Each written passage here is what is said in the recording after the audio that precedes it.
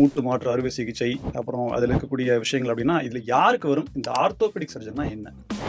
முட்டி கொஞ்சம் கொஞ்சமாக தேயறது, முட்டியில் இருக்கிற ஜவ்வுகள் கொஞ்சம் கொஞ்சமாக தேயறது, அதோட ஒரு ஃபைனல் ட்ரீட்மெண்ட் ஸ்டேஜ் தான் நீங்கள் சொல்லிட்டு இருக்கிற இந்த மூட்டு மாற்று அறுவை சிகிச்சை or knee replacement surgery. Pain தான் ஃபஸ்ட்டு சிம்டம். சும்மா இருக்கும்போது ஜென்ரலாக வர்றது கிடையாது. ஸோ எந்த ஆக்டிவிட்டீஸில் நம்ம முட்டி மேலே அதிகமாக ஸ்ட்ரெயின் இருக்கோ அந்த ஆக்டிவிட்டீஸில் தான் பெயின் வர ஆரம்பிக்கும்.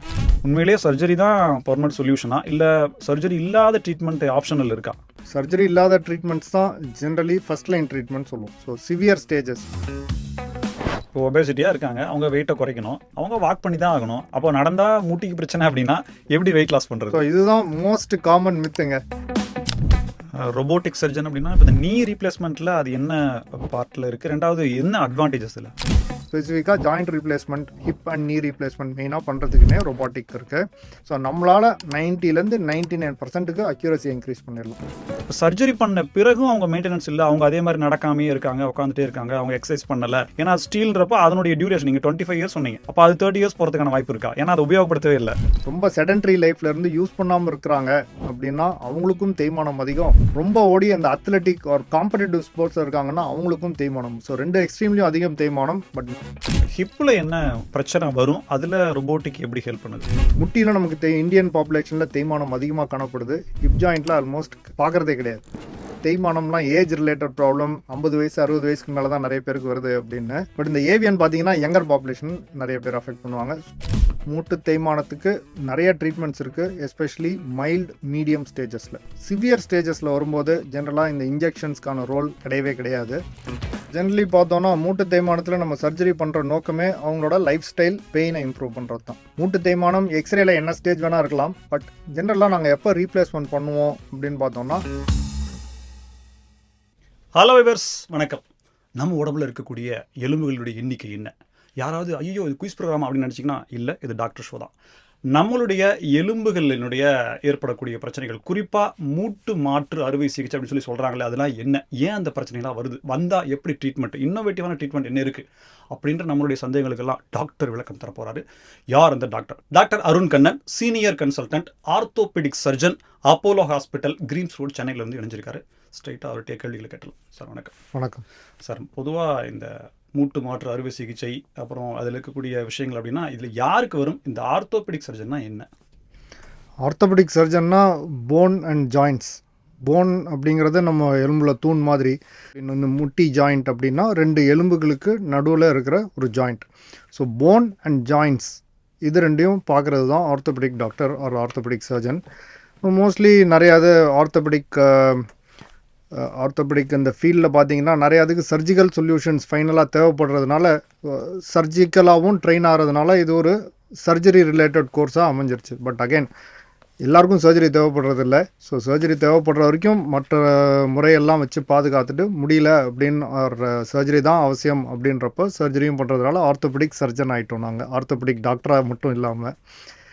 அண்ட் இப்போ முழங்கால் மூட்டு ஆர் நீ ஜாயிண்ட்டில் தேய்மானம் ரொம்ப காமன் அப்படின்னு சொல்கிறப்ப நீங்கள் 25 வயசில் வர்றது கிடையாது.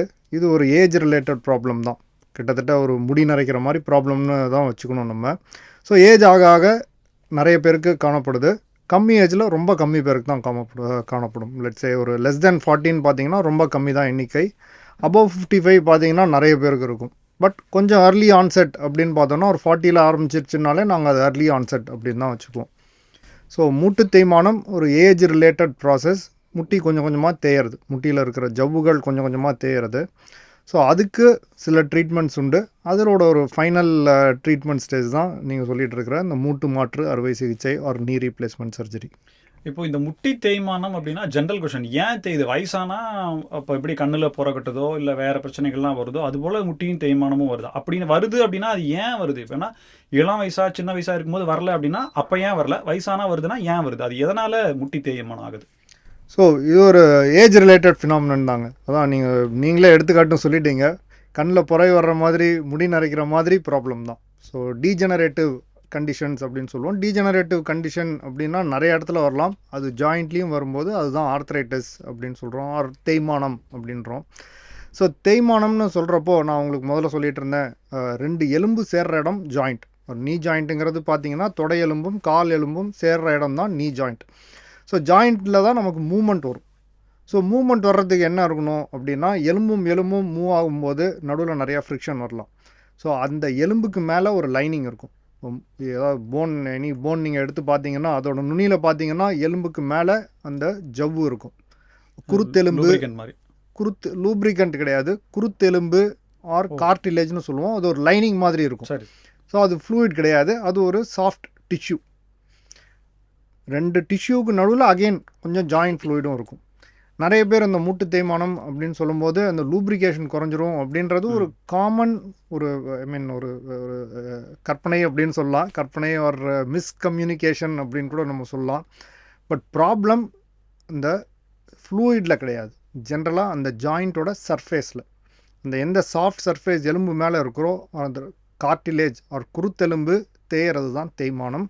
ஃப்ளூயிட் குறையிறதுங்கிறது ஜென்ரலாக நடக்கிறது கிடையாது. இன்ஃபேக்ட் ஒரு முட்டியில் தேய்மானம் இருக்குன்னா ஃப்ளூயிட் அதிகமாகவே காணப்படும். ஏன்னா பாடி வந்துட்டு அந்த ஜவ்வு குறையும் போது ஃப்ரிக்ஷன் கொஞ்சம் ஜாஸ்தி ஆகும். அதை காம்பன்சேட் பண்ணுறதுக்கு பாடி கொஞ்சம் ஃப்ளூயிட் எக்ஸ்ட்ரா செக்ரேட் பண்ணும். அதனால தான் பார்த்தீங்கன்னா மூட்டு தேய்மானம் இருக்குது அவங்களுக்கு அப்பப்போ முட்டியில் வீக்கம் வரும். ஏன்னா ஃப்ளூயிட் அதிகமாக சேர்ந்துருக்கும். அதை கெட்ட நீர்னு நிறைய பேர் தெரிஞ்சுக்குவாங்க, பட் ஜாயிண்ட் ஃப்ளூயிட் தான் அது. ஸோ ஃப்ளூயிடோட ப்ராப்ளம் கிடையாது, சர்ஃபேஸோட ப்ராப்ளம். இப்போ இது சிம்டம்ஸ்னால் என்னவா இருக்குது? இப்போ என்னன்னா அவங்களுக்கு கால் வீக்கம், வலி, இல்லைன்னா வேறு மாதிரியாக நடக்கவே முடியல, என்னால் சும்மா கூட நடக்க முடியல அப்படின்ற மாதிரி சிம்டம்ஸ் வந்தால் தான் இது வருமா, இல்லை முன்னாடியே ஏர்லியாகவே நம்ம கண்டுபிடிக்க முடியுமா? ஸோ ஜென்ரலாக இப்போ மூட்டு தேய்மானம் நடக்குதுன்னா பெயின் தான் ஃபஸ்ட்டு சிம்டம். பெயின்ங்கிறது நம்ம நினைக்கிற மாதிரி சும்மா இருக்கும்போது ஜென்ரலாக வர்றது கிடையாது. ஆக்டிவிட்டி ரிலேட்டட் பெயின் அப்படின்னு சொல்லுவோம். ஸோ எந்த ஆக்டிவிட்டீஸில் நம்ம முட்டி மேலே அதிகமாக ஸ்ட்ரெயின் இருக்கோ அந்த ஆக்டிவிட்டீஸில் தான் பெயின் வர ஆரம்பிக்கும். இப்போ முழங்கால் மூட்டு நீ ஜாயிண்ட்டுன்னு பார்த்தீங்கன்னா நம்ம கீழே உட்காந்து எந்திரிக்கும் போது தான் முட்டியில் அதிகமான ஸ்ட்ரெயின் உண்டு. இப்போ இந்தியன் டாய்லெட் பொசிஷன் மாதிரி உட்காந்து ஸ்குவாட்டிங் பொசிஷன், அதில் உட்காந்து எந்திரிக்கும் போது இல்லை சப்ளாங்கால் போட்டு உட்காந்து எந்திரிக்கும் போது முட்டி மடங்கி இருக்கும். அந்த மடங்கின முட்டியில் நம்ம ஃபுல் லோடு கொடுத்து எந்திரிக்கும் போது முட்டியில் நம்ம பாடி வெயிட்டை விட அட்லீஸ்ட் ஒரு 2.5-3 டைம்ஸ் அதிகமான பாரம் வரும். ஸோ அந்த ஆக்டிவிட்டீஸில் தான் யூஸ்வலாக பெயின் ஆரம்பிக்கும். ஸோ மூட்டு தேய்மானம் இருக்கவங்கள கொஞ்சம் கேர்ஃபுல்லாக போய் கேட்டோன்னா எதில் ஃபஸ்ட்டு ப்ராப்ளம் இருந்துச்சுன்னா கீழே உட்காந்து எந்திரிக்கிறதுல தான் டாக்டர் கொஞ்சம் ஃபஸ்ட்டு டிஸ்கம்ஃபர்ட் வர ஆரம்பிச்சிச்சு அப்படின்வாங்க. ஸோ அடுத்த ஸ்டேஜ் பார்த்தோன்னா இன்னும் கொஞ்சம் லெஸர் ஆக்டிவிட்டீஸ், படி ஏறுறது ஆர் கொஞ்சம் அந்த ரேம்பில் ஏறுறது, இதுலேயும் முட்டி மடங்கியிருக்கும். மடங்கின முட்டியில் நம்ம வெயிட் அதிகமாக போடுவோம். ஸோ அந்த மாதிரி ஸ்டேஜ் பை ஸ்டேஜ் தான் ப்ரோக்ரஸ் ஆகும். ரொம்ப அர்லி ஸ்டேஜில் கீழே உட்காந்து எந்திரிக்கும் போது பெயின் இருக்கும், ஃபுல்லாக மடக்கிறது கஷ்டமாக இருக்கும். அடுத்த ஸ்டேஜ் மீடியம் ஸ்டேஜஸில் பார்த்தீங்கன்னா நிறைய பேருக்கு படி ஏறினா கொஞ்சம் கஷ்டமாக இருக்குது டாக்டர், ஒரு மாடி ஏறினா இப்போல்லாம் கொஞ்சம் முட்டி சொல்லுது அப்படின்வாங்க. லேட்டர் ஸ்டேஜஸில் பார்த்தீங்கன்னா நடக்கும்போது ரொம்ப தூரம் நடந்தால் ஒரு 20 நிமிஷம் 30 நிமிஷம் நடந்ததுக்கப்புறம் வலி வர ஆரம்பிக்குது அப்படின்வாங்க. ரொம்ப சிவியர் ஸ்டேஜஸில் போகும்போது 5 to 10 minutes. யாரும் நடக்க முடியாமல் போகிறதில்ல, பட் ஜென்ரலி பார்த்தீங்க அப்படின்னா கொஞ்சம் கொஞ்சமாக நம்மளை ஸ்லோ டவுன் பண்ணிகிட்டே வரும். ஸோ பெயின்கிறது ஒரு ப்ரிடாமினன்ட் சிம்டம். ஸோ அது தவிர பார்த்தோன்னா நான் உங்களுக்கு சொல்லிட்டு இருந்த மாதிரி ஒரு சில பேருக்கு வீக்கம் காணப்படலாம், பட் வீக்கம் வந்துட்டு போகும், கொஞ்ச நாள் இருக்கும், கொஞ்ச நாள் போயிடும். நிறைய பேர் இன்னொன்று வந்துட்டு கரகரப்பு ஃபீல் பண்ணுவாங்க. ஸோ முட்டி நம்ம நீட்டி மடக்கும்போது கரகரான்னு சத்தம் வருது டாக்டர் அப்படின்னு சொல்லுவாங்க. அது ஒரு காமன் சிம்டம்ஸ். இது பேர் கிரெப்பிடஸ்ன்னு சொல்லுவோம். நான் உங்களுக்கு சொல்லிட்டு இருந்த மாதிரி அந்த சர்ஃபேஸ் ஸ்மூத்தாக இல்லாமல் ரஃப் ஆகிடுது. ஜவ்வு தேய கீழே இருக்கிற எலும்பு எக்ஸ்போஸ் ஆகிறதுனால சர்ஃபேஸ் ரஃப் ஆகுது. ஸோ அதனால் அந்த ஒரு ஃப்ரிக்ஷன் மூமெண்ட், கரகரப்பு சவுண்டு வரும். ஸோ அது நிறைய பேருக்கு வந்துட்டு ஒரு சில பேர் நடக்கும்போது படியேறும்போதெல்லாம் கேட்குது டாக்டர் அப்படின்னு கூட சொல்லுவாங்க. ஸோ இதெல்லாம் காமன் சிம்டம்ஸ் இந்த மூட்டு தேய்மானம் வர்றப்போ. அர்லி ஸ்டேஜ்லேயே தெரிஞ்சுக்கலாமா? ஜென்ரலாக பெயினோட வரும்போது தான் யூஸ்வலாக கண்டுபிடிக்கப்படுது. இதுக்குன்னு ஸ்க்ரீனிங் அப்படின்னு தேவை கிடையாது. பெயின் ஒரு ஓரளவுக்கு ஒரு நம்பகமான இண்டிகேட்டர். ஸோ பெயின் வந்துட்டு ரொம்ப கம்மியாக இருக்குது அப்படின்னா ஜென்ரலாக தேய்மானம் அந்த அளவுக்கு இருந்திருக்காது அப்படிங்கிறது ஒரு காமன் டிக்டம். பட் சில பேர் சொல்லுவாங்க எனக்கு ஒரு வாரமாக தான் வலி இருக்குது, நீங்கள் ரொம்ப நாளாக தேய்மானம் இருக்குதுன்னு சொல்கிறீங்களேன்னு. பட் தோஸ் ஆர் ஆல் கொஞ்சம் ஸ்லைட்லி ரிலேட்டிவ்லி ரேரர் கேசஸ். மோஸ்ட்டாக தேய்மானம் வர ஆரம்பிச்சிச்சுன்னா கொஞ்சம் கொஞ்சம் ஆக்டிவிட்டி ரிலேட்டட் பெயின் வர ஆரம்பிக்கும். ஸோ ஆக்டிவிட்டி ரிலேட்டட் பெயின் வரும்போது அது என்னன்னு பார்த்துக்கிறது பெட்டர். கரகரன்னு சத்தம் சொன்னீங்க டாக்டர். ஆனால் அதை தாண்டி சடக்குன்னு சொல்லுவோம். என்னன்னா கீழே உட்காந்துட்டு மேலே எழுந்திரிச்சோம்னா இந்த முட்டியில் ஏதாவது ஒரு பர்டிகுலர் லெஃப்ட்லேயோ ரைட்டில் டக்குன்னு ஒரு சவுண்டு வரும். கொஞ்சம் தூரம் நடந்தோம்னா அப்புறம் ஒரு 2-3 தடவை ஒரு சவுண்டு மாதிரி வரும். அதாவது நெட்டி எடுக்கிறதுன்னு சொல்லுவோம் இல்லைங்களா டாக்டர், அந்த மாதிரி சவுண்டு வரும். இப்போ இந்த சவுண்டு எதுக்கான சிம்டம்? இது ஓகேவா, இல்லை இதை நெக்லெக்ட் பண்ணலாமா, இல்லை இதன் மூலிமா டெவலப் ஆகிறதுக்கு ஏதாவது பிரச்சனைகள் வரதுக்கு வாய்ப்பு இருக்கா? ஸோ கிளிக்கிங்னு சொல்லுவோம், நம்ம கிட்டத்தட்ட சொடக்கு போடுற மாதிரி. ஸோ அது ஜாயின்ஸில் நார்மலாகவே வரலாம். இப்போ நம்ம சொடக்கு போடுறதுங்கிறது அதில் ஜென்ரலாக ஜாயிண்ட்டில் எதுவும் டேமேஜ் காஸ் பண்ணுறது, அது நார்மலாக அந்த ஜாயிண்ட்லேருந்து அந்த ஃப்ளூயிட் ஒரு இடத்துலேருந்து இன்னொரு இடத்துக்கு மாறுறது, அந்த சவுண்டை வந்துட்டு ஒரு கிளிக்கிங் சவுண்ட் வரும்.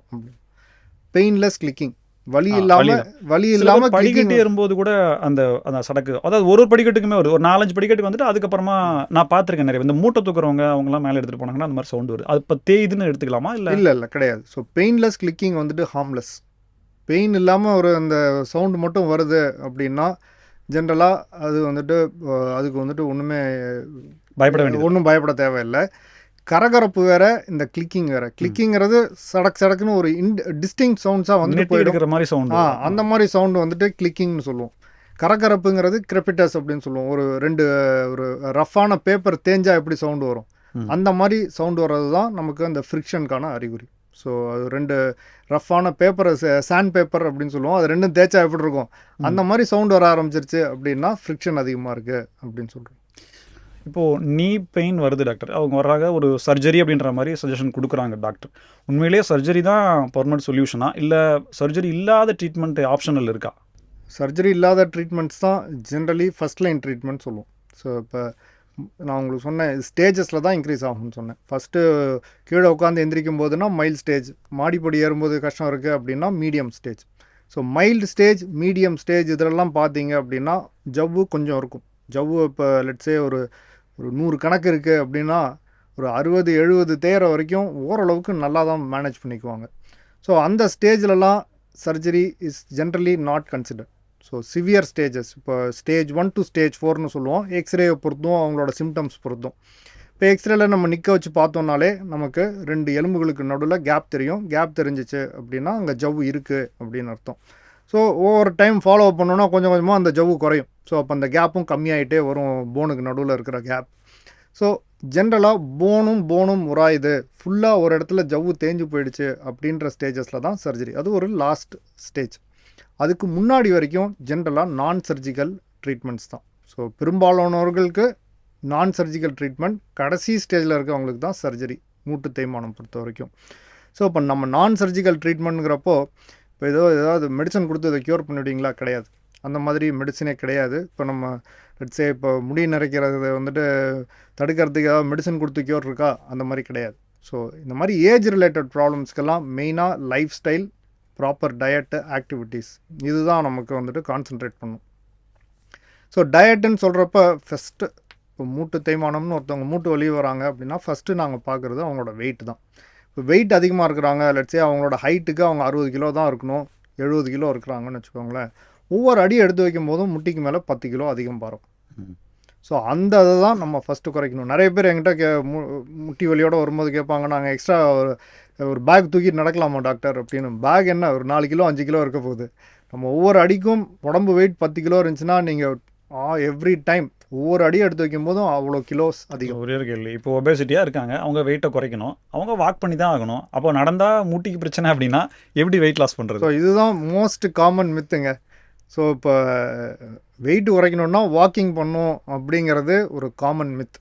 ஸோ நடந்து வெயிட் குறைக்கிறதுக்கு வந்துட்டு ரொம்ப தூரம் நடக்கணும். ரொம்ப தூரம்னா எக்ஸசிவ், நீங்கள் நினைக்கிறத விட ரொம்பவே அதிகமாக நடக்கணும். இப்போ டெய்லி 20 மினிட்ஸ் வாக்கிங் போகிறதுனால வெயிட் குறைக்கிறதுங்கிறது ஆல்மோஸ்ட் இம்பாசிபிள்.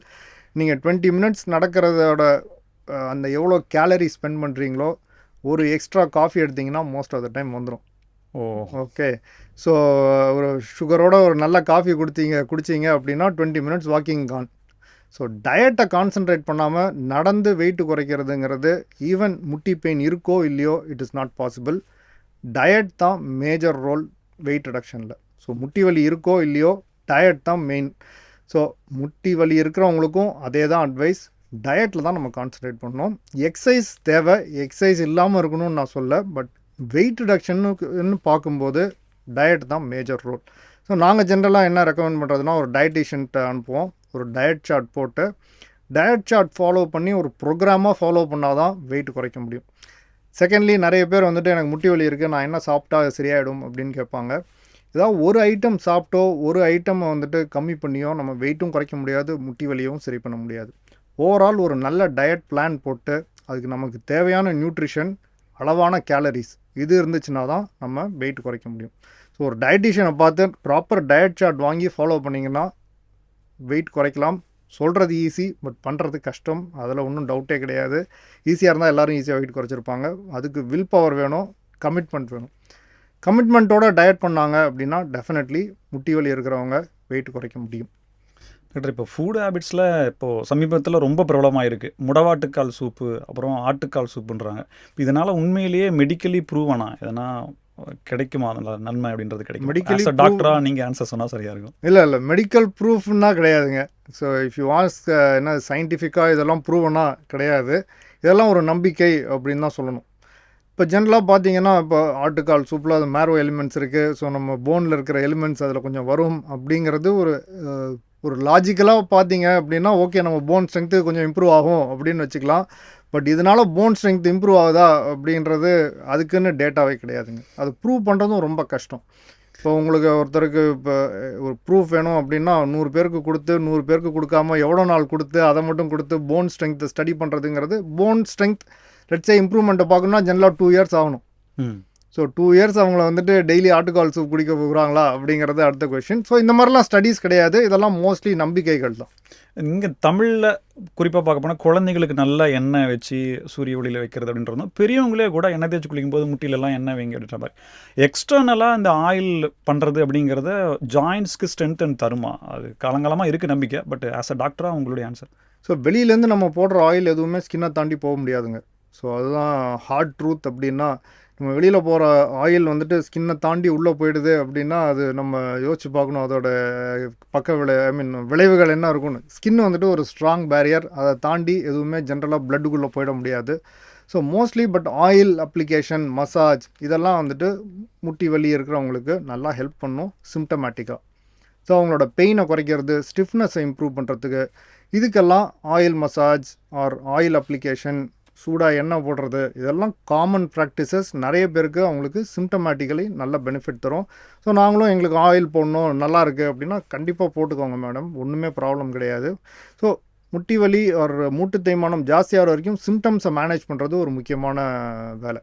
ஸோ அவங்க லைட்ஸே அவங்களோட ஃபங்க்ஷனாலிட்டியை மெயின்டைன் பண்ணணும்.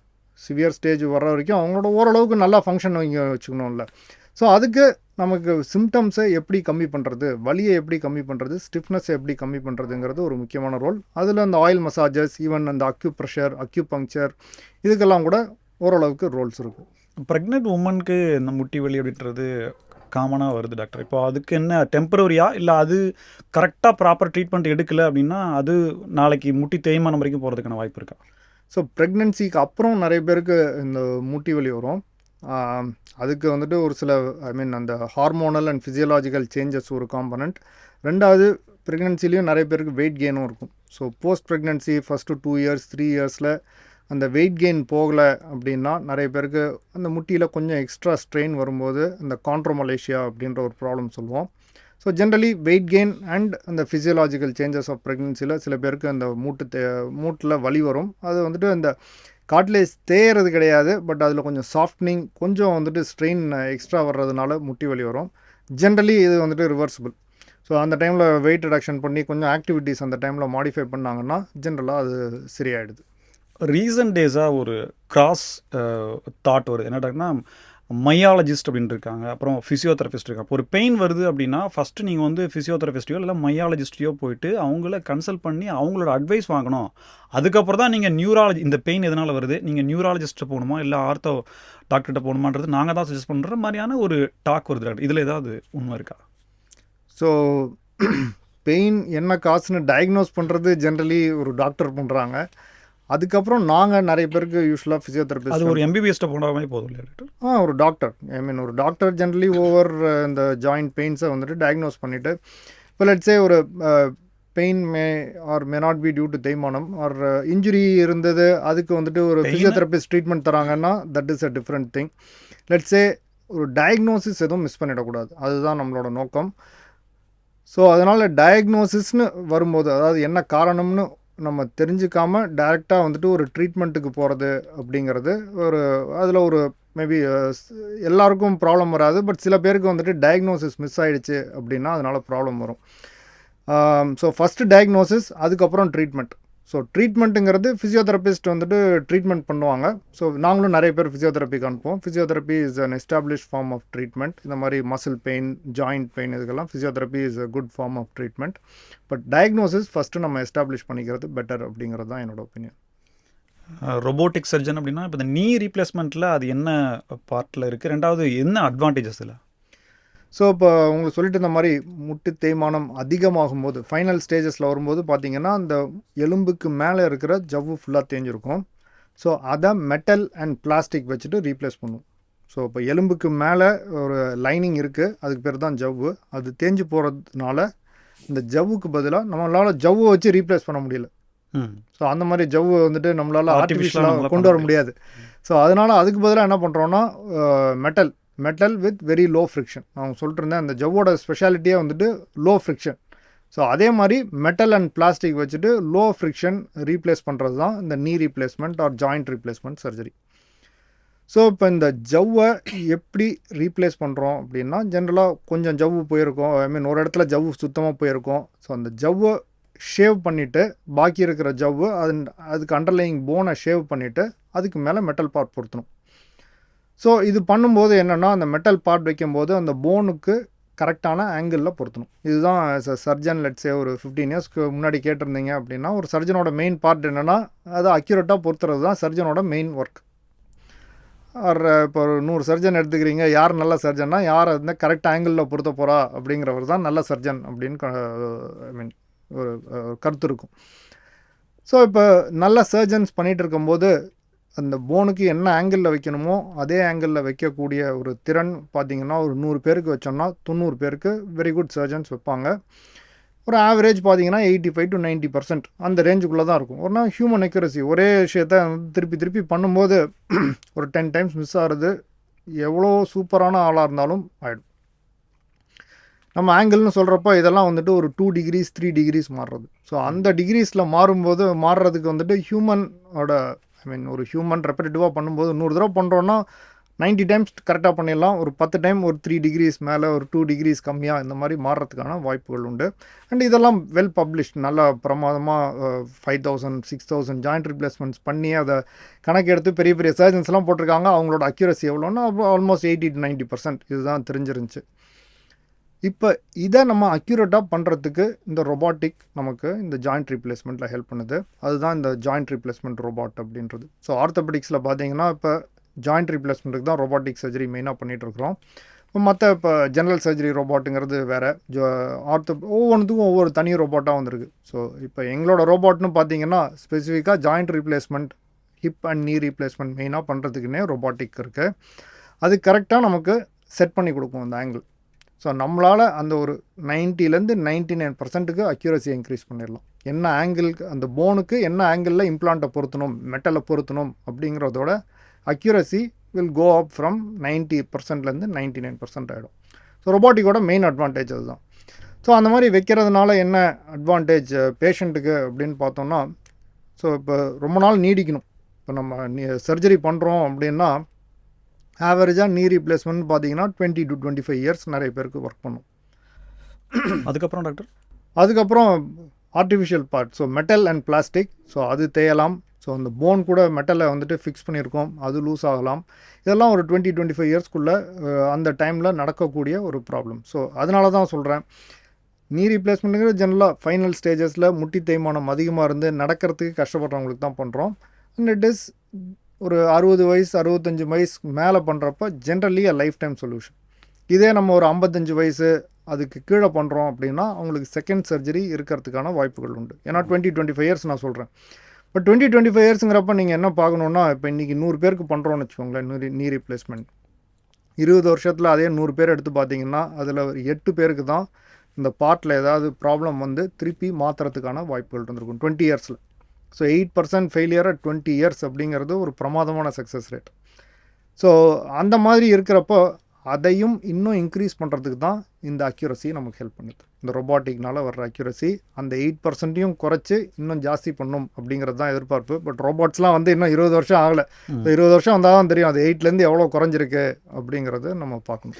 மெயின்டெனன்ஸ் டாக்டர் இப்போ என்னென்னா நிறைய எக்ஸசைஸ் பண்ணாமல், போதுமான அளவு எக்ஸசைஸ் பண்ணாமல் இருந்தால் தான் இந்த நீ பிரச்சனையே வருதுன்ற மாதிரி சொல்லியிருந்தீங்க. இப்போ சர்ஜரி பண்ண பிறகும் அவங்க மெயின்டெனன்ஸ் இல்லை, அவங்க அதே மாதிரி நடக்காமே இருக்காங்க, உட்காந்துட்டே இருக்காங்க, அவங்க எக்ஸசைஸ் பண்ணலை, அவங்க வாக்கிங் ப்ராப்பராக எடுக்கலை அப்படின்ற மாதிரி இருந்ததுன்னா அது மறுபடியும், ஏன்னா அது மாற்றியாச்சு, அப்போ மறுபடியும் பிரச்சனை வரதுக்கான வாய்ப்பு இல்லைங்களா? ஏன்னா அது ஸ்டீல்ன்றப்போ அதனுடைய டியூரேஷன் நீங்கள் 25 இயர்ஸ் சொன்னீங்க, அப்போ அது 30 இயர்ஸ் போகிறதுக்கான வாய்ப்பு இருக்கா? ஏன்னா அது உபயோகப்படுத்தவே இல்லை. ஸோ அதான் ரெண்டுக்கும். ஸோ இப்போ நம்மக்கிட்ட இருக்கிறது பயாலாஜிக்கல் ஜாயிண்ட், நம்ம நேச்சுரலாக இருக்கிறது பயாலாஜிக்கல் ஜாயிண்ட். இப்போ எப்படி மசில்லாம் பார்த்தீங்க அப்படின்னு வச்சுக்கோங்களேன், நம்ம யூஸ் பண்ண இன்னும் ஸ்ட்ராங் ஆகும், ஸ்ட்ரென்தன் ஆகும். கரெக்டாக அதே மாதிரி தான் உடம்புல இருக்கிற அந்த எலும்பில் இருக்கிற ஜவ்வும். ஸோ ஓரளவுக்கு எக்ஸசைஸ் பண்ணி மெயின்டைன் பண்ணோன்னா அதோட ஸ்ட்ரென்த் ஆக்சுவலாக பெட்டராக இருக்கும். அதனால தான் ஒரு இன்ட்ரெஸ்டிங்காக என்ன சொல்லணுன்னா, இப்போ ரன்னிங் போகிறாங்க நிறைய பேர், marathon running, long distance running அதெல்லாம் பண்ணுறாங்க. அவங்களுக்கு ஆக்சுவலாக பார்த்தீங்கன்னா பிற்காலத்தில் தேய்மானம் வர்றதுக்கான வாய்ப்புகள் கம்மியாக இருக்குது. ஓகே, ஏன்னா அவங்க அதிகமாக யூஸ் பண்ணுறாங்க, அவங்க நிறைய யூஸ் பண்ணியிருக்கிறாங்க. நிறைய யூஸ் பண்ணுறப்போ அதோட ஸ்ட்ரென்த் இளம் வயதில் நல்லா மெயின்டைன் ஆகும்போது பின்னாடி தேய்மானம் வர்றது கம்மியாக இருக்குது அப்படிங்கிறதுக்கு நல்ல ஸ்டடீஸ் இருக்குது. ஆன் தி அதர் ஹேண்ட் ரொம்ப ரெண்டு எக்ஸ்ட்ரீம்லையும் ரொம்ப செடன்ட்ரி லைஃப்லேருந்து யூஸ் பண்ணாமல் இருக்கிறாங்க அப்படின்னா அவங்களுக்கும் தேய்மானம் அதிகம். ரொம்ப ஓடி அந்த அத்லெட்டிக் ஆர் காம்படிட்டிவ் ஸ்போர்ட்ஸில் இருக்காங்கன்னா அவங்களுக்கும் தேய்மானம். ஸோ ரெண்டு எக்ஸ்ட்ரீம்லையும் அதிகம் தேய்மானம். பட் நல்லா யூஸ் பண்ணுறவங்களுக்கு இன்ஃபேக்ட் ரொம்ப நிறைய நாள் வருது அப்படிங்கிறது தான் நம்மளோட இப்போ சயின்டிஃபிக் எவிடன்ஸ் நல்லா ஸ்ட்ராங்காக இருக்குது. பட் நம்ம ரீப்ளேஸ் பண்ணுறது ஆர்டிஃபிஷியல் ஜாயிண்ட் மெட்டல், அது நம்ம பண்ண ஸ்ட்ராங்காக போகிறது கிடையாது. ஸோ ஆக்டிவிட்டி கம்மியாக இருந்துச்சுன்னா இதோட லைஃப் இன்னும் கொஞ்சம் ஜாஸ்தியாக தான் இருக்கும். பட் நல்ல நார்மல் ஆக்டிவிட்டீஸ் ஓரளவுக்கு ஆக்டிவாக இருக்கவங்களே 20-25 இயர்ஸ் வரும். ஸோ அதனால தான் சொன்னேன் 55க்கு கீழே பண்ணும்போது செகண்ட் டைம் பண்ணுறதுக்கான வாய்ப்புகள் அதிகம், 60க்கு மேலே பண்ணும்போது செகண்ட் டைம் பண்ணுறதுக்கான வாய்ப்புகள் நல்லா கம்மியாகிடுது. ஸோ அதனால் பட் இவங்க நல்லா நடக்கணும், நார்மலாக லைஃப்பில் இயங்கணும் அப்படிங்கிறதுக்காக தான் பண்ணுறதே ரீப்ளேஸ்மெண்ட். அதை பண்ணிவிட்டு ஆக்டிவாக இருக்க போகிறதில்ல அப்படின்னா பண்ணுறதுக்கே ஒன்றும் யூஸ் கிடையாது. நீயை பற்றி பேசிட்டு சார், ஹிப்பில் என்ன பிரச்சனை வரும், அதில் ரொபோட்டிக் எப்படி ஹெல்ப் பண்ணுது? ஸோ ஹிப் ஜாயிண்டில் தேய்மானம்னு நம்ம இந்தியன் பாப்புலேஷனில் வர்றது ரொம்ப கம்மி. அதுக்கு நிறையா யூகங்கள் இருக்குது, எதுக்கும் ப்ரூவ் தியரி கிடையாது. இப்போ லெட்ஸே இப்போ ஒரு யூரோப்பியன் பாப்புலேஷன் இந்தியன் பாப்புலேஷன் பண்ணி கம்பேர் பண்ணோன்னா ஹிப் ஜாயிண்ட்டுங்கிறது நம்ம தொடையும் உடம்பும் இணையிற இடத்துல இருக்கிற ஜாயிண்ட், ஒரு பால் அண்ட் சாக்கெட் ஜாயிண்ட். முட்டியில் நமக்கு இந்தியன் பாப்புலேஷனில் தேய்மானம் அதிகமாக காணப்படுது, ஹிப் ஜாயிண்டில் ஆல்மோஸ்ட் பார்க்குறதே கிடையாது. நீங்கள் கம்பேர் பண்ணுறது வேர்ல்டில் அதர் பாப்புலேஷன் அதர் ரேசஸோட கம்பேர் பண்ணும்போது இந்தியாவில் ஹிப் ஜாயிண்டில் தேய்மானம் வர்றதுக்கான வாய்ப்புகள் ரொம்ப கம்மி. பட் இந்தியாவில் ஸ்பெக்யூலியராக நம்ம பார்க்குறது இந்த ஏவியன் அப்படின்ற ஒரு ப்ராப்ளம் ஹிப் ஜாயிண்டில்.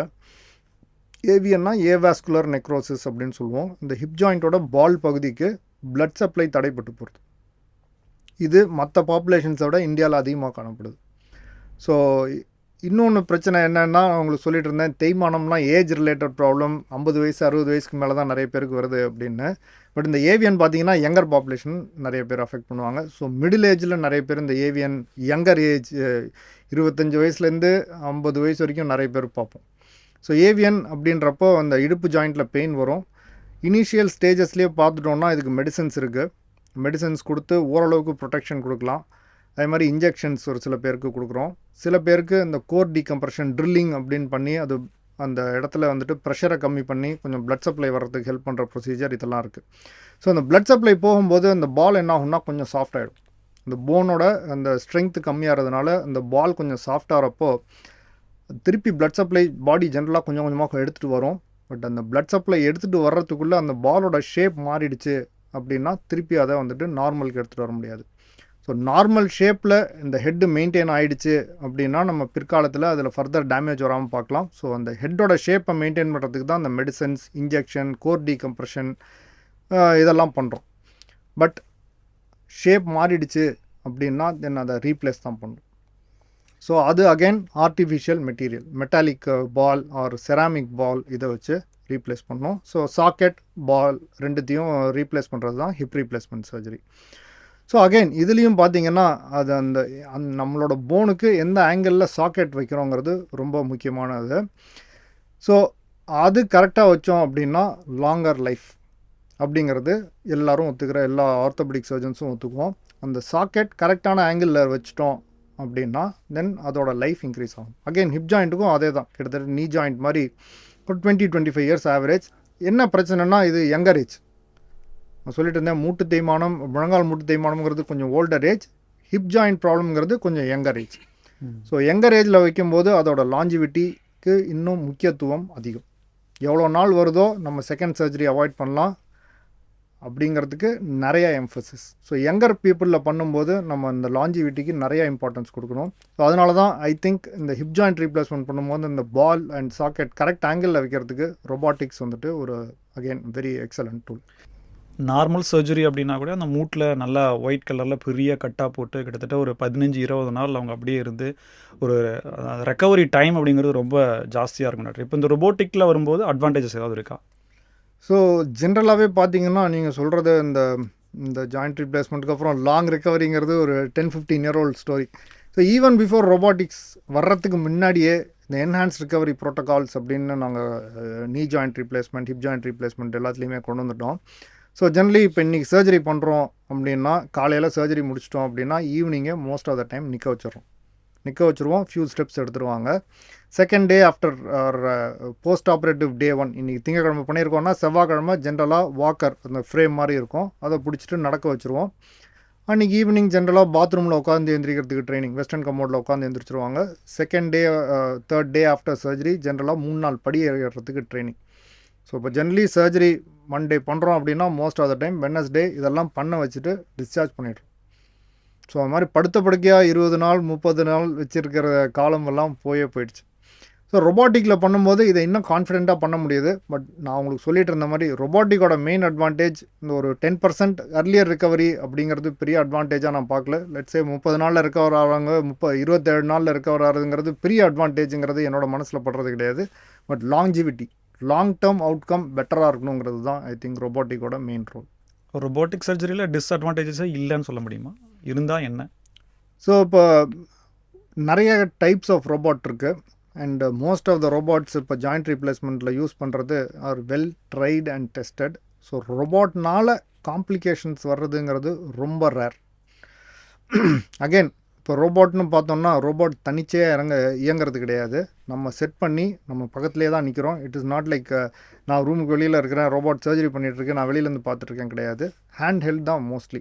நம்ம கையில் வச்சு தான் இயக்கிட்டு இருக்கிறோம். எப்போ ஏதாவது மாறுதுன்னு நம்ம பார்த்துட்டே இருக்கிறோம். ஏதாவது நம்ம எதிர்பார்க்குறத விட மாறி இருக்குன்னா உடனே ஸ்டாப் இருக்குது. ஸோ ரோபாட் போய் ஏதாவது கட் பண்ணிடும் அப்படிங்கிறதுக்காக வர்ற, நம்ம தெரியாமல் ஏதாவது டேமேஜ் பண்ணிடும், ரோபாட்னால் வர்ற காம்ப்ளிகேஷன்ஸுங்கிறது எக்ஸ்ட்ரீம்லி ரேர்.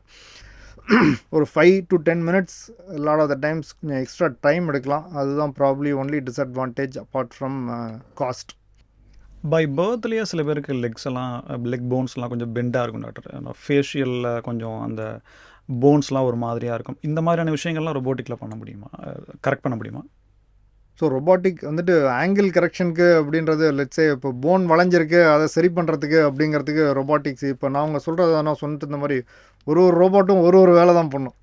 ஸோ இப்போ நாங்கள் வச்சுருக்க ரோபோட்டுங்கிறது ஜாயிண்ட் ரீப்ளேஸ்மெண்ட் தான் பண்ணோம். அது பண்ணும்போது இப்போ லெட்ஸே முட்டு தேய்மானத்தில் பார்த்தீங்கன்னா நிறைய பேருக்கு கால் வளைஞ்சிருக்கும், போ லெக்ஸ்ன்னு சொல்லுவோம். 2 காலும் நல்லா வளைஞ்சிருக்கும், சி ஷேப்பில் ஆகிடும். ஸோ மூட்டு தேய்மானம் வரும்போது அது இன்னும் அதிகரிச்சிடும்.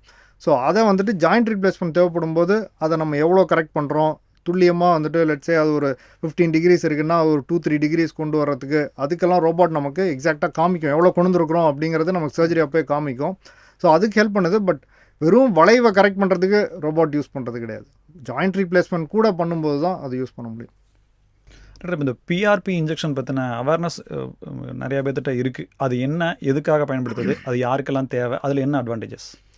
ஸோ பிஆர்பி இன்ஜெக்ஷன் அப்படிங்கிறது ஒரு கிரேஸ். அதே மாதிரி stem cell injection, PRP injection, இதை பற்றி நிறைய எங்களுக்கு கேள்விகள் வரும். நான் உங்களுக்கு சொல்லிட்டு இருந்த மாதிரி மூட்டு தேய்மானத்துக்கு நிறைய ட்ரீட்மெண்ட்ஸ் இருக்குது, எஸ்பெஷலி மைல்டு மீடியம் ஸ்டேஜஸில். சிவியர் ஸ்டேஜஸில் வரும்போது ஜென்ரலாக இந்த இன்ஜெக்ஷன்ஸ்க்கான ரோல் ஆல்மோஸ்ட் கிடையவே கிடையாது. மைல்டு டு மீடியம் ஸ்டேஜஸில் there is some role. Okay, என்ன காமன் மிஸ்கன்செப்ஷன் ஆர் மித்துனா இந்த இன்ஜெக்ஷன் போட்டால் சரியாயிடும் அப்படிங்கிறது கிடையாது. நான் உங்களுக்கு சொல்லிட்டு இருந்த மாதிரி ஏதாவது ஒரு மருந்து கொடுத்து மூட்டு தேய்மானத்தை சரி பண்ணிவிட முடியுமா? கிடையாது. அதே மாதிரி எந்த இன்ஜெக்ஷனும் கிடையாது. ஒரு தடவை இன்ஜெக்ஷன் போட்டால் மூட்டு தேய்மானம் சரியாகும் அப்படின்ற மாதிரி எதுவுமே இன்ஜெக்ஷன் கிடையாது. அர்லி ஸ்டேஜஸில் நான் சொல்லிட்டு இருந்த மாதிரி number 1 wait reduction, number 2 exercise, number 3 நம்ம ஆக்டிவிட்டீஸை மாடிஃபை பண்ணுறது, கீழே அதிகமாக உட்காராமல் இருக்கிறது, மாடிப்படி அதிகமாக ஏறாமல் இருக்கிறது, இதெல்லாம் ஆக்டிவிட்டி மாடிஃபை பண்ணி முட்டியில் தேய்மானத்தை கொஞ்சம் ஸ்லோ டவுன் பண்ணலாம். இதெல்லாம் பண்ணிவிட்டு அதுக்கு கூட ஒரு நம்ம இந்த டிஷ்யூஸ், பாக்கி இருக்கிற டிஷ்யூஸ் நான் சொன்னேன் ஒரு 60% 70% தேஞ்சிருக்கிற வரைக்கும் மீடியம் ஸ்டேஜஸ் அப்படின்னு. பாக்கி இருக்கிற டிஷ்யூஸ்க்கு கொஞ்சம் ஸ்ட்ரென்த் கொடுக்குற மாதிரி இன்ஜெக்ஷன்ஸ் ஒர்க் ஆகுது. அதில் தான் பிஆர்பி, ஸ்டெம் செல் இது ரெண்டுமே அந்த பிக்சரில் தான் வரும். ஸோ ஒரு part of multi modal treatment. First நம்ம வெயிட் குறைச்சிருக்கணும், வெயிட் கரெக்டாக இருக்கணும், எக்ஸசைஸ் பண்ண ஆரம்பிச்சிருக்கணும், ஆக்டிவிட்டீஸ் மாற்றிருக்கணும். இதெல்லாம் பண்ணதுக்கப்புறம் இன்ஜெக்ஷன் போட்டோம்னா some benefit. It is not curative. இது முட்டு தேய்மானத்தை க்யூர் பண்ணுறதுக்கு இது வரைக்கும் இன்ஜெக்ஷனோ மருந்தோ எதுவுமே கிடையாது. All these are supplemental treatments. And again நிறைய பேர் நான் வந்துட்டு இப்போ சர்ஜரி ஸ்டேஜில் இருக்கவங்க, இல்லை டாக்டர் நான் ட்ரை பண்ணி இன்ஜெக்ஷன் போட்டு ட்ரை பண்ணிக்கலாம்னு பார்க்குறேன் அப்படின்னா, சிவியர் ஸ்டேஜஸில் இன்ஜெக்ஷனுக்கு ஒர்க்கே இல்லை. அதே மாதிரி மைல்டு டு மீடியம் ஸ்டேஜஸில் ஜெனரலி சர்ஜரிக்கு ஒர்க்கே இல்லை. ஸோ ரெண்டும் தனித்தனி பேஷண்ட்ஸ். மைல்டு டு மீடியம் ஸ்டேஜஸில் மல்டி மோடல் ட்ரீட்மெண்ட், அதில் இன்ஜெக்ஷன்ஸ் யூஸ் பண்ணலாம். சிவியர் ஸ்டேஜஸில் சர்ஜரி தான் ஜென்ரலாக ட்ரீட்மெண்ட். நிறைய பேசிட்டோம் டாக்டர். என்னன்னா இது யாருக்கு வரும் அப்படின்ற கேள்வி வச்சோம் அப்படின்னம்னா, என் அப்பாவுக்கு இது பண்ணாங்க, என்னுடைய அம்மாவுக்கு பண்ணாங்க. ஏன்னா நிறைய டிசீஸ் வந்து மரபு வழியாக வருதுன்றாங்க. இப்போ இதில் அது ஏதாவது தொடர்பு இருக்கா? அப்பாவுக்கு பண்ணால் அம்மாவுக்கு பண்ணால் நமக்கும் வர்றதுக்கு வாய்ப்பு இருக்கா? ஸோ ஜென்ரலி ஜெனட்டிக் ஃபேக்டர்ஸ் உண்டு. நான் உங்களுக்கு சொல்லிட்டு இருந்த மாதிரி நம்பர் 1 ஃபேக்டர்னு பார்த்தீங்கன்னா ஏஜ். நம்பர் 2 வந்துட்டு நம்மளோட ரேஸ், இந்தியன் ரேஸ் அப்படிங்கிறது ஒரு ஆர் ரேஷியல் டிஃப்ரென்சஸ் உண்டு. ஜெனட்டிக்ஸ் ஒரு ஃபேக்டர் தான். ஃபேமிலியில் இருக்குது அப்படின்னா உங்களுக்கு வர்றதுக்கான வாய்ப்புகள் கொஞ்சம் அதிகமாக தான் இருக்கும்.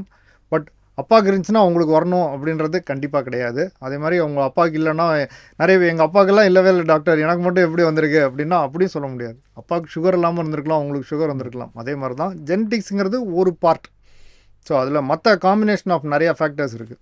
ஓகே, அதே மாதிரி உங்கள் அப்பாவுக்கு இருக்கிற அதே ஜெனட்டிக்ஸ் உங்களுக்கு கிடையாது. உங்களுக்கு அப்பாவோட மேக்கப்போட உங்கள் மேக்கப் டிஃப்ரெண்ட்.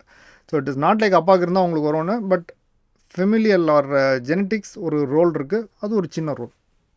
டாக்டர், இந்த ஆயில் தடவுனா போன்ஸ் நல்லா ஸ்ட்ராங் ஆகுமா அப்படின்ற மாதிரி ஒரு நம்பிக்கை இருக்குது. இன்னும் பல பேர்கிட்ட சூடு பண்ணி தடவுப்பா, பூண்டு போட்டு தடவுப்பான்ற மாதிரி இருக்குது. இது மாதிரி நிறைய நம்பிக்கைகள் மக்கள்கிட்ட இருக்குது. இப்போ என்னன்னா வாக்கிங் போகிறப்போ 8 மாதிரி நீங்கள் வாக்கிங் போங்க அப்படின்ற மாதிரி சொல்கிறாங்க. இது வந்து மெடிக்கலி ப்ரூவனா டாக்டர்? அது ஏதாவது ரிசல்ட் இருக்கா? இல்லைங்க, அந்த மாதிரி எதுவும் ரிசல்ட் கிடையாது. ஸோ வாக்கிங்கிறது ஜென்ரலி குட் ஃபார் நம்ம போன்ஸ். வாக்கிங்கிறது ஒரு வெயிட் பேரிங் எக்ஸசைஸ். நம்ம போனில் வந்துட்டு நான் சொல்லிட்டு இந்த மாதிரி டிஷ்யூ ஒர்க் பண்ண அதோட ஸ்ட்ரென்த் இம்ப்ரூவ் ஆகும். ஸோ வாக்கிங் டெய்லி பண்ணுறதுல போனோட ஸ்ட்ரென்த் மெயின்டைன் ஆகும். 8 போடுறதுல ஒன்றும் பெரிய அட்வான்டேஜ் இருக்குங்கிறது மாதிரி எதுவும் கிடையாது. மேபி தியரிட்டிக்கலாக கொஞ்சம் அவங்க வளைஞ்சு நடக்கிறதுல வந்துட்டு கொஞ்சம் கோஆர்டினேஷன் கொஞ்சம் பெட்டராக இருக்கலாமே தவிர அதுக்குன்னு சயின்டிஃபிக் ப்ரூஃப் எதுவும் கிடையாது. அண்ட் இன் மை மைண்ட் அதனால ஒன்றும் பெரிய அட்வான்டேஜ் இல்லை அப்படிங்கிறது தான் என்னோட ஒப்பீனியன். அட்வான்டேஜ் இல்லைனா டிஸ்அட்வான்டேஜஸ் ஏதாவது இருக்கா? ஏன்னா 8 போடும்போது உங்களுடைய வெயிட் ஒரு பக்கமாக லெஃப்ட் சைடு ரைட் சைடுன்ற போது அதனால் முட்டி தேய்துன்ற மாதிரியும் சில தகவல்கள் இந்த மாதிரி வருது. இப்போ அந்த மாதிரி ஏதாவது ப்ரூவ் இருக்கு? ஸோ அதுக்கும் ஒன்றும் ப்ரூஃப் கிடையாது. எனக்கு தெரிஞ்ச வரைக்கும் 8 போட்டு நடக்கிறதுனால ஒரு ஏதாவது டேமேஜ் ஆகுமா அந்த மாதிரியும் ஒன்றும் கிடையாது. But anything in moderation. Generally 8ங்கிறது ஒரு ஜென்டில் கர்வ். அந்த ஜென்டில் கர்வில் நடக்கிறதுனால எதுவும் டேமேஜும் வந்துருங்கிறது அதுக்கும் ஒன்றும் ப்ரூஃப் கிடையாது. ஒரு நம்ம லாஜிக் வச்சு ஏதாவது சொல்லாமே தவிர பட் அதுக்குன்னு ப்ரூஃப்னா எதுவும் கிடையாது. High heels mostly women's use பண்ணுறாங்க. அதனால மோஸ்ட்லி எல்லாருக்குமே தெரியுது அது போடக்கூடாது அப்படின்னு. பட் அதனால என்ன பிரச்சனை வரும்? ஸோ ஹை ஹீல்ஸ் போடும்போது பாதத்தில் வந்துட்டு ஸ்ட்ரெஸ் டிஸ்ட்ரிபியூஷன் கண்டிப்பாக அஃபெக்ட் ஆகும். ஸோ அதனால் இந்த பிளான்டார் ஃபேஷியேட்டஸ் அப்படின்னு சொல்லுவோம். பாதத்துக்கு கீழே இருக்கிற ஜவ்வில் கொஞ்சம் ஸ்ட்ரெயின் அதிகமாகலாம். அதே மாதிரி ரொம்ப ஹை ஹீல்ஸ் போடும்போது நம்ம பேக் இதுவுமே கொஞ்சம் வளைவு அதிகமாக வரும். ஸோ அதனால் பேக்கில் வந்துட்டு கொஞ்சம் ஸ்ட்ரெயின் ஜாஸ்தி. பட் அகெயின் ஜென்ரலாக ஹை ஹீல்ஸ் போடுறவங்க கொஞ்ச நேரம் தான் போடுவாங்க. நீங்களே பார்த்தீங்கன்னா கொஞ்ச நேரத்தில் பார்த்தீங்க அப்படின்னா அவங்களுக்கே வலிக்கும். So it is not physiologically ரொம்ப suitable for our body. So but நம்ம பாடிங்கிறது ஓரளவுக்கு அடாப்டபிலிட்டி கொண்டது. ஸோ கொஞ்சம் நேரம் போடும்போது பாடி நல்லா அடாப்ட் பண்ணிக்கும். பட் உங்களுக்கு ப்ராப்ளம் வருது அப்படின்னு நீங்கள் ரியலைஸ் பண்ணுறப்போ then you have to stop. அப்போ வந்துட்டு ஃபேஷனுக்கு நான் இன்னும் போடுவேன் அப்படின்னா கண்டிப்பாக அது பாடி ஒத்துக்காது. டாக்டர் இப்போ போன்னாலே பொதுவாக கால்சியம் தான். ஏன்னா குழந்தைங்களுக்கு பால் கொடுங்க, கால்சியம் நிறைய வேணும், ஒரு நாளைக்கு இவ்வளோ குடிக்கணுன்ற மாதிரிலாம் சொல்லுது. ஒரு 40 எபோவ் 35 40 எபோவுக்கு அவங்களுக்கு தேவையே இல்லை. ஏன்னா போன்லாம் ஃபுல் கம்ப்ளீட்டாக க்ரோத் ஆயிரும், அதுக்கு மேலே அவங்களுக்கு தேவையே இல்லைன்ற மாதிரி ஒரு தகவல் இருக்குது. இதை தாண்டி பர்டிகுலர்லி போன் ஸ்ட்ரென்த்துக்காகன்னு சொல்லி ட்ரிங்க்ஸ் எல்லாம் நிறைய வருது, அது அப்படியே சொல்கிறாங்க. இதுலலாம் ஏதாவது உண்மை இருக்கா? ஸோ ஐ திங்க் ரெண்டுமே ஒத்துக்கிறதுக்கு ஒன்றும் பேசிஸ் இல்லாத தகவல். முக்கியமாக வயதானவர்களுக்கு கால்சியம் இன்டேக் அதிகமாக தேவை. ஓகே, ஸோ அபவ் 50க்கு மேலே இருக்கிற விமனுக்கும் சரி, அபவ் 60-65 மேலே இருக்கிற மென்னுக்கும் சரி, போன் ஸ்ட்ரென்த்து கொஞ்சம் கொஞ்சமாக குறைய ஆரம்பிச்சிடும். ஸோ இது ஆஸ்டியோபோரோஸ்ன்னு சொல்லுவோம். ஸோ அந்த போன் ஸ்ட்ரென்த்தை மெயின்டைன் பண்ணுறதுக்கு போனில் கால்சியம் டெபாசிட் ஆகணும். ஸோ நமக்கு கால்சியம் இன்டேக் முக்கியமாக போஸ்ட் மெனோபாசல் விமன், மெனோபாஸ் முடிஞ்சதுக்கப்புறம் இருக்கிற விமனுக்கும் சரி, 60-65 வயசுக்கு மேலே இருக்கிற ஆண்களுக்கும் சரி, நமக்கு கால்சியம் தேவை. ஸோ கால்சியம் தேவை இல்லைன்றது கிடையாது. போனுங்கிறது ஒரு இப்போ போன் ஃபார்ம் ஆகி அப்படியே இருக்கிறது இல்லை, மெட்டல் கிடையாது. ஸோ ஒரு பயாலாஜிக்கல் டிஷ்யூ வந்து க்ரோத் கொடுக்காது, போனை க்ரோத் கொடுக்காது, டெபாசிட் ஆச்சுன்னா க்ரோத் கொடுக்காது. அது ஆனால் வேணும், சைஸ் இன்க்ரீஸ் ஆகாது. அதுதான். பட் போனை வந்துட்டு ரீமாடல் ஆகிட்டே இருக்குங்க. ஸோ போன் இருக்குது, ஒரு தூண் மாதிரி இருக்குது, அது கொஞ்சம் கொஞ்சமாக எடுத்து திருப்பி புது போன் சேர்த்துட்டே இருக்கும் பாடி. ஓகே, ஸோ போன் டென்சிட்டி குறையாமல் இருக்கிறதுக்கு நமக்கு கால்சியம் தேவை. அதுக்கு இப்போ நம்ம ஜென்ரல் டயட்டில் பார்த்தீங்க அப்படின்னா ப்ராப்ளி மில்க் தான் பெஸ்ட்டு சோர்ஸ் ஆஃப் கால்சியம் அப்படின்னு சொல்லணும். மில்க் மட்டும் இல்லை, பாக்கி எல்லாமும் இருக்குது. லைக் பாதாம், அதுக்கப்புறம் ராகி, அப்புறம் கீரை வகைகள், இதிலெல்லாமும் கால்சியம் உண்டு. பட் மில்க் தான் ப்ராப்ளி பெஸ்ட்டு சோர்ஸ் ஆஃப் இந்த கால்சியம். பட் எதுவும் ஸ்பெசிஃபிக்காக அந்த ஒரு 2 பவுடர் சேர்க்கறதுனால, ஒரு 2 ஸ்பூன் பவுடர் சேர்க்கறதுனால போன் ஸ்ட்ரென்த் வர போகிறதில்ல. மெயினாக மில்க் தேவை. ஸோ ஜென்ரலி பார்த்தீங்கன்னா ஒரு 1000 to 1250 மில்லிகிராம் கால்சியம் நமக்கு டெய்லி தேவை. மாத்திரையில் பார்த்தீங்கன்னா ஒரு 250-500 அந்த மாதிரி மில்லிகிராம்ஸ் வந்துடும். பாக்கி வந்துட்டு நம்ம டயட்லேருந்து வரணும் அப்படிங்கிறது தான் தேவை. டயட்லேயே நம்ம எடுத்துக்க முடியும் அப்படின்னா நமக்கு கால்சியம் சப்ளிமெண்ட்ஸ் எல்லாம் தேவை கிடையாது. டயட்னா மெயினாக லெட்ஸே ஒரு அப்ராக்சிமேட்டாக சொல்லணும்னு வச்சுக்கோங்களேன், ஒரு 2 கிளாஸ் பால், 2 கிளாஸ், ஒரு 2 கப் தயிர் டெய்லி எடுக்கிறோம் அப்படின்னா enough calcium most of the time வந்துடும். கால்சியம் ஜாஸ்தி ஆக மாட்டார். இப்போ நம்ம எடுக்கிறோம், நம்ம தயிர் நிறையாவோ இல்லை பால் நிறையாவோ இல்லை வேறு எனக்கு கொடுக்குறாங்கன்னு சொல்லி சப்ளிமெண்ட்டாவோ நிறைய கால்சியம் எடுக்கிறாங்க, அவங்களுக்கு கிடைக்குது 1 டேல அப்படின்னா அது ஏதாவது பாடி எக்ஸைட் பண்ணுங்க, பாடி எக்ஸைட் பண்ணணும். அதுக்கெல்லாம் ஜென்ரலாக நல்ல மெக்கானிசம்ஸ் இருக்குது. ஒரு சில ஹார்மோனல் ப்ராப்ளம்ஸில் பாடியில் கால்சியம் இன்க்ரீஸ் ஆகலாம். பட் அதுக்கும் நம்ம டயட்டுக்கும் ஜென்ரலாக சம்மந்தம் கிடையாது. டாக்டர், இப்போ ரொபோட்டிக் சர்ஜரி நம்ம நீ ரீப்ளேஸ்மெண்ட்டு இல்லைன்னா ஹிப்பில் எதனா பண்ணுறோம் அப்படின்னம்னா சில விஷயங்கள் செய்ய முடியாது அப்படின்ற மாதிரி ஏதாவது இருக்கா? ரெண்டாவது, ரெக்கவரி பற்றி நீங்கள் ஏற்கனவே சொல்லியிருந்தீங்க, பட் ரெஸ்ட்ரிக்ட் அப்படின்னு ஏதாவது இருக்கா? ஸோ இப்போ ஜென்ரலி பார்த்தோன்னா மூட்டு தேய்மானத்தில் நம்ம சர்ஜரி பண்ணுற நோக்கமே அவங்களோட லைஃப் ஸ்டைல் அண்ட் பெயினை இம்ப்ரூவ் பண்ணுறது தான். ஸோ இப்போ மூட்டு தேய்மானம் எக்ஸ்ரேல என்ன ஸ்டேஜ் வேணால் இருக்கலாம். பட் ஜென்ரலாக நாங்கள் எப்போ ரீப்ளேஸ்மெண்ட் பண்ணுவோம் அப்படின்னு பார்த்தோம்னா, தேய்மானம் எக்ஸ்ரேலையும் நிறையா இருக்குது. இவங்களால ஜென்ரலி ஒரு 5 to 10 minutes ஆர் 10-15 மினிட்ஸ்க்கு மேலே நடக்க முடியல, பெயின் மாத்திரைகள் அதிகமாக எடுக்கிறாங்க அப்படின்ற ஸ்டேஜில் தான் ரீப்ளேஸ்மெண்ட் பண்ணுவோம். எக்ஸ்ரேல தேய்மானம் இருந்து பெயினே இல்லை அப்படின்னா ஜென்ரலாக வெயிட் தான் பண்ணுவோம். ஸோ இவங்க என்ன நோக்கம் அப்படின்னா, இவங்க பெட்டராக வாழணும் அப்படின்னா வலி இல்லாமல் இருக்கணும், நல்லா நடக்கும்.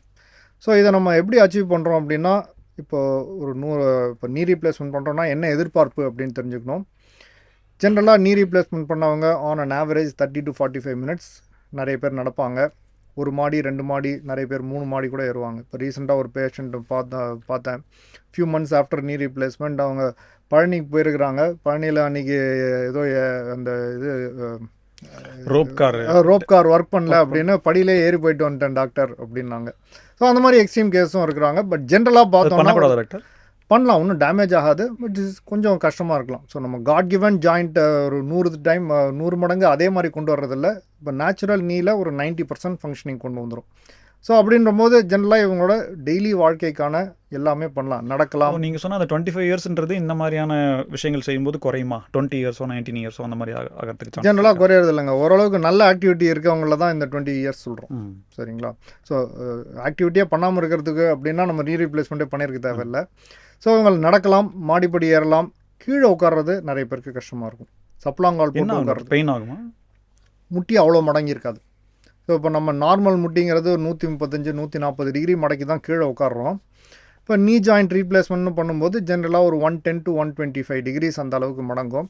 ஸோ இப்போ சப்ளாங்கால் போட்டு உட்கார்றது இப்போ 100 பேருக்கு பண்ணுறோன்னா 100 பேர்னாலையும் கண்டிப்பாக பண்ண முடியாது. ஒரு 20-30 பேர்னால் தான் சப்ளாங்கால் போட்டு உட்கார முடியும். இந்தியன் டாய்லெட்டில் உட்காரதுங்கிறது ஆல்மோஸ்ட் நிறைய பேர்னால முடியாது. வெரி எக்ஸப்ஷனல் கேசஸ் யாராவது பண்ணுவாங்க. சிமிலர்லி ஹிப் ஜாயிண்ட் ரீப்ளேஸ்மெண்ட்லேயும் சப்ளாங்கால் போட்டு உட்கார்றது, இந்தியன் டாய்லெட்டில் உட்கார்றது இதெல்லாம் கஷ்டம். நடக்கிறது, மாடிப்படி ஏறுறது, நிறைய பேர் ஈவன் கொஞ்சம் ட்ரெக்கிங்லாம் போவாங்க. கொஞ்சம் பேர் ஈவன் லெட்ஸே இப்போ டபுள்ஸ் டென்னிஸ் விளையாடணுன்னா கூட விளையாடுற அளவுக்கு நிறைய பேர் இருப்பாங்க. பட் மற்ற அஃப்கோர்ஸ் மற்ற ஃபிட்னஸ் எல்லாம் இருக்குது அப்படின்னா அந்தளவுக்கு விளையாடுறாங்க. பட் ஜென்ரலாக ஒரு ஆவரேஜ் 60 year old அவங்க என்னெல்லாம் வாழ்க்கையில் பண்ணணும்னு நினைக்கிறாங்களோ மோஸ்ட்லி எல்லாமே பண்ணுற அளவுக்கு தான் இந்த ஃபங்க்ஷன்ஸ் இருக்கும். அண்ட் as I said இதெல்லாம் வந்துட்டு ஜென்ரலாக ஒரு 20 years கேரி ஆகும். Thank you doctor. நீ ரீப்ளேஸ்மெண்ட்டு, அதில் இருக்கக்கூடிய ரொபோட்டிக் சர்ஜரி, அதில் இருக்கக்கூடிய அட்வான்டேஜஸ், எப்படி ரெக்கவர் ஆகலாம் அப்படின்ற பல விஷயங்கள் பேசணும். Thank you doctor. Thank you so much. Thank you. எங்களை மீண்டும் சந்திப்போம். இணைந்திருங்கள் தினமலரோடு. நன்றி நேயர்களே.